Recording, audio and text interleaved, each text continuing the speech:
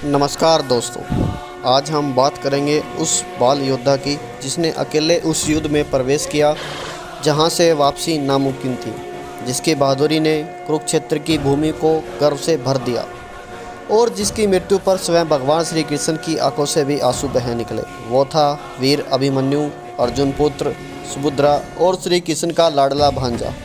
एक ऐसा नाम जो वीरता की परिभाषा बन गया। जन्म और प्रारंभिक जीवन। अभिमन्यु का जन्म द्वारका में हुआ था। उनकी माता सुभद्रा श्री कृष्ण की बहन थी और पिता थे अर्जुन, पांडवों में सबसे महान धनुर्धर। कहते हैं कि जब अभिमन्यु गर्भ में थे तब अर्जुन अपनी पत्नी सुभद्रा को चक्रव्यूह भेदन की विद्या सुना रहे थे। गर्भ में पल रहा शिशु सब कुछ सुन रहा था, लेकिन जब अर्जुन चक्रव्यूह से बाहर निकलने का रहस्य बताने लगे तब सुभद्रा को नींद आ गई और कहानी अधूरी रह गई। यह अधूरी विद्या आगे चलकर अभिमन्यु के जीवन की नियति बनी। युवावस्था और शिक्षा। अभिमन्यु ने बचपन से ही धनुर्विद्या, रथ संचालन और युद्ध नीति में महारत हासिल कर ली थी।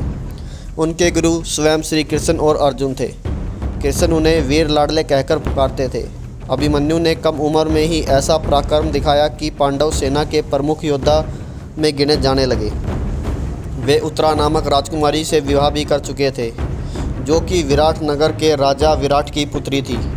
उनका प्रेम कोमल था, लेकिन नियति ने उनके जीवन में समय नहीं दिया। कुरुक्षेत्र युद्ध का आरंभ। महाभारत का युद्ध प्रारंभ हो चुका था। दोनों पक्ष के योद्धा धर्म और अधर्म की सीमाओं पर खड़े थे। अभिमन्यु अब मात्र 16 वर्ष के थे, लेकिन उनकी वीरता किसी भी महारथी से कम नहीं थी। 7वें दिन उन्होंने अकेले भीष्म पितामह की सेना को रोक दिया। कौरव योद्धा भी उनकी प्रतिभा से भयभीत रहने लगे, लेकिन असली परीक्षा तो अभी बाकी थी। 13वें दिन का युद्ध। चक्रव्यूह का निर्माण। दुर्योधन ने एक गुप्त योजना बनाई। उस दिन द्रोणाचार्य ने एक ऐसा व्यूह बनाया जिसे कहा गया चक्रव्यूह। यह व्यूह इतना जटिल था कि उसमें प्रवेश करना आसान, लेकिन निकलना असंभव था।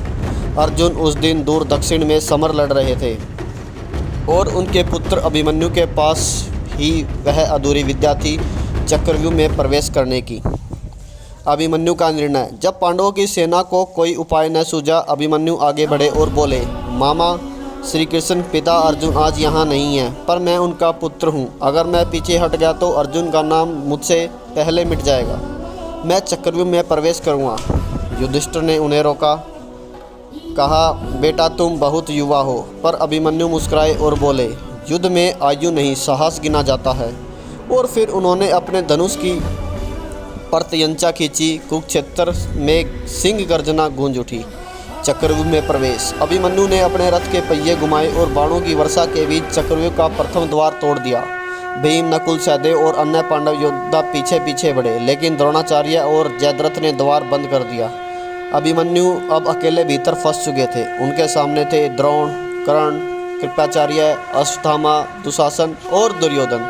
6 महारथी एक अकेले बालक के विरुद्ध।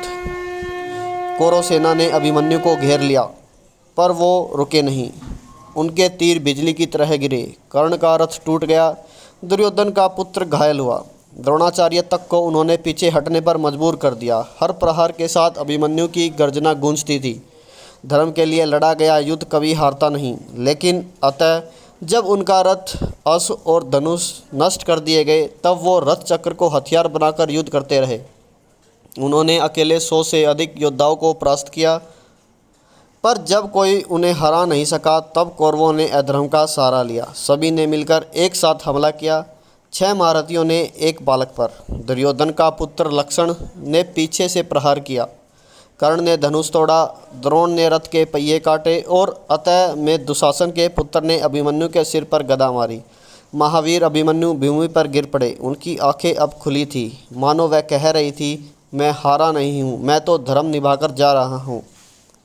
जब पांडवों को यह समाचार मिला तो महाक्रोध से कुरुक्षेत्र काँप उठा। अर्जुन ने प्रतिज्ञा ली, कल सूर्य अस्त होने से पहले मैं जयद्रथ का वध करूँगा, नहीं तो अग्नि में प्रवेश कर जाऊँगा। श्री कृष्ण मौन थे, क्योंकि यह केवल युद्ध ही नहीं रहा था, यह एक पिता और पुत्र के हृदय का संघर्ष बन गया था। अभिमन्यु की देह मिट गई, पर उनकी वीरता आज भी जिंदा है। कौरवों ने भले उस दिन उन्हें मारा, पर इतिहास में वे सदैव अजय कहलाए, क्योंकि जो धर्म के लिए हंसते हंसते बलिदान थे वो कभी नहीं मरता। अर्जुन का पुत्र, कृष्ण का भांजा और धर्म का सच्चा सैनिक वो था अभिमन्यु। जय वीर अभिमन्यु, जय भारत।